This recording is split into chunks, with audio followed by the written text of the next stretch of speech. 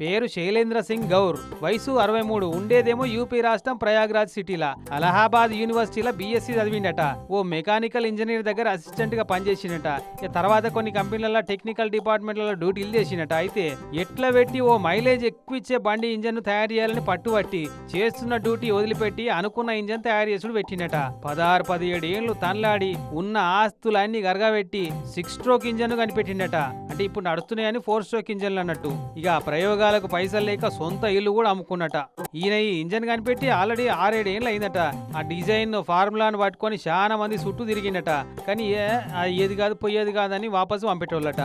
ఇప్పటికి ఈయన కనిపెట్టిన ఇంజన్ మోడల్ కు పేటెంట్ హక్కులు దక్కినాయట సర్కార్కెళ్ళి. లీటర్ పెట్రోల్ కు 176 కిలోమీటర్ల మైలేజ్ ఇచ్చుడే కాదు, డీజిల్, సిఎన్జి అసంటి వాటితో నడిచేటట్టు డిజైన్ చేసినట. అయితే ఈయన తయారు చేసిన ఇంజన్లతోటి బండ్లు, కార్లు తయారు చేసేందుకు ఎవరైనా కంపెనీలు ముంగటపడాలి. అట్లయితేనే మార్కెట్లోకి ఈయన కనిపెట్టిన మోడల్ బండ్లు అందుబాటులోకి వస్తాయి. కానీ ఇప్పటికే 4 స్ట్రోక్ మోడల్ బండ్లు తయారు చేసేందుకు పెట్టుబడులు మస్తుగా పెట్టిరు కాబట్టి కొత్త ప్రయోగాలు చేసేందుకు ముంగడపడే ఛాన్స్ లేదు ఏ కంపెనీ వాళ్ళు ఇప్పట్లా. ఇక ఈ ముచ్చటెరకై సర్కార్ వాళ్ళే సపోర్ట్ ఇచ్చి ఈ శైలేంద్ర తయారు చేసిన ఇంజన్లతోటి బండ్లు తయారు చేపిస్తే ఇటు పబ్లిక్ అటు సర్కార్ వాళ్ళకు బొచ్చడు పైసలు మిగులుతాయి కదా అని అనుకుంటున్నారు చాలా మంది.